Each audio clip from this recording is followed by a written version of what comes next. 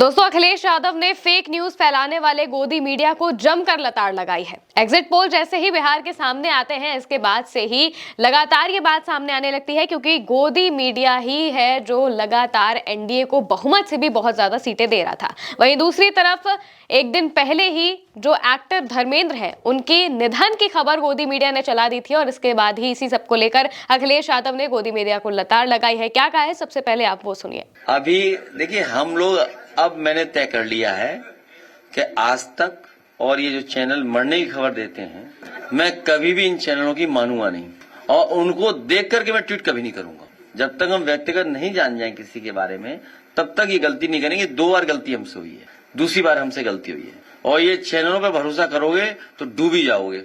क्या क्रेडिबिलिटी है बताओ, तुम बताओ पत्रकार साथ क्या करें, हम कहां सर मारे बताओ हैं? अब खुद सोचो ना, मतलब हमसे गलती हो जाए, सोचो हम लोग के हमारे खिलाफ कितने चैनल हो जाएंगे, हमें तो जीने नहीं देंगे।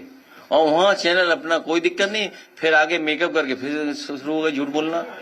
हाँ सच है, बिना मेकअप के नहीं आते हैं चैनल पे। तो दोस्तों, साफ सी बात है कि जैसे ही ये खबर सामने आती है कि एक्टर धर्मेंद्र का निधन हो गया है, तो हर कोई संशय में पड़ जाता है। कई लोग तो जो बड़े बड़े एक्टर्स हैं या फिर इंडस्ट्री से जुड़े हुए लोग हैं, वो भी ट्वीट करना शुरू कर देते हैं और इसी को लेकर अखिलेश यादव ने साफ तौर से कहा है कि इस तरह से फेक न्यूज फैलाते रहते हैं ये लोग। और अब तो उन्होंने ये कह दिया है कि अब मैं इन न्यूज चैनल्स पर भरोसा बिल्कुल भी नहीं करूंगा। मीडिया को उन्होंने सीधे तौर पर लताड़ लगाई है और कहा है कि किस तरीके से फेक न्यूज फैलाई जाती है। वहीं दूसरी तरफ जब एग्जिट पोल सामने आते हैं, तो शुरुआती एग्जिट पोल्स उस वक्त पर आते हैं जब वोटिंग में लोग लगे होते हैं, तभी से ही एग्जिट पोल्स आना शुरू हो जाते हैं। इस वजह से ही उनकी क्रेडिबिलिटी पर लगातार सवाल उठ रहे थे।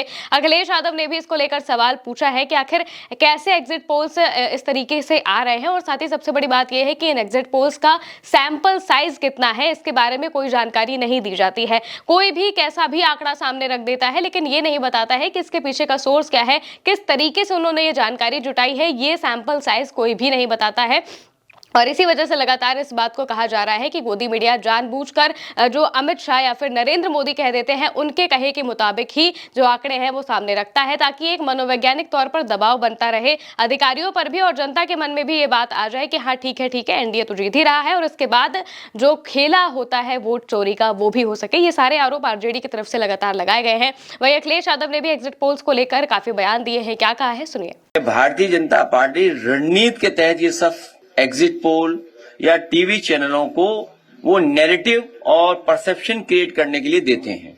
और ये बात भी छिपी नहीं है कि अगर चैनल्स को फंड न किया जाए तो चैनल्स नहीं चलेंगे, क्योंकि उनका प्रतिदिन का खर्चा बहुत है, महीने का खर्चा बहुत है, वो कैसे खर्चा निकलेगा। और फिर जो एजेंसी सर्वे करती हैं, जो एजेंसी सैंपल करते हैं, पता नहीं सैंपल कलेक्शन क्या था। जैसे यूपी का उदाहरण है, तो उनके एग्जिट पोल में और उनके अपने सर्वे में तो 2 ही तो जीत रहे थे, कि एक भी नहीं जीत रहे थे हम, हैं? नहीं, एक भी नहीं जीत रहे थे। अगर सही तरह से उनकी सुना जाए तो बीजेपी पूरी हरा रही थी, हमें 0 कर रही थी। याद कीजिए, आप याद कीजिए।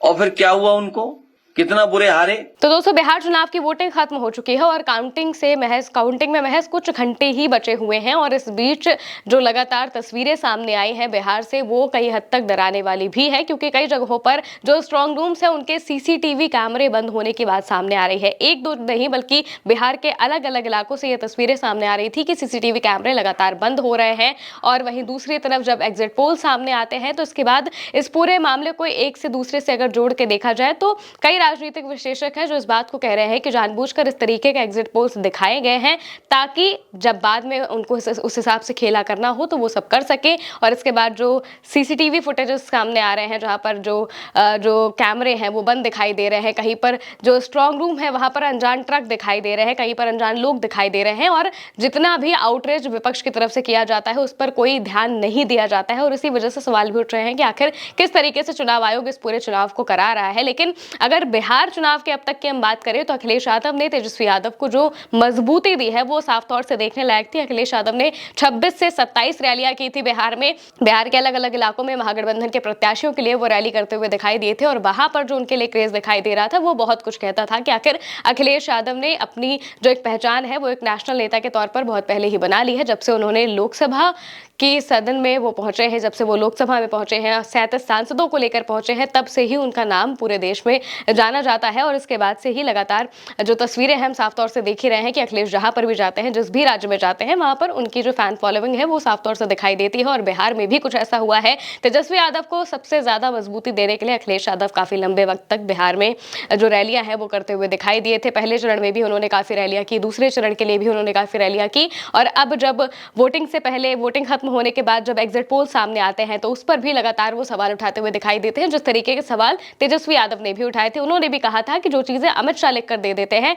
गोदी मीडिया वही चलाता है, और इसी वजह से जब वोटिंग में लोग लाइन में लगे हुए थे तभी से एग्जिट पोल्स आने शुरू हो गए थे, और करीब 10 से 15 एग्जिट पोल्स ऐसे थे जिसमें एनडीए को बहुमत से भी बहुत ज्यादा सीटें दिखाई जा रही थी, जो कि अभी पॉसिबल दिखाई नहीं दे रहा है। कांटे की टक्कर जरूर है, लेकिन बहुमत से बहुत ज्यादा सीटें दे देना, जैसे कि 150, 160 या फिर 180 के आसपास जो सीटें दी जा रही हैं, इस पर सबसे बड़ा सवाल उठ रहा है एग्जिट पोल्स को लेकर। अब देखना होगा कि 14 तारीख को जब ये रिजल्ट आएंगे तो वो क्या बताएंगे। फिलहाल के लिए मेरे साथ इस खबर में इतना ही।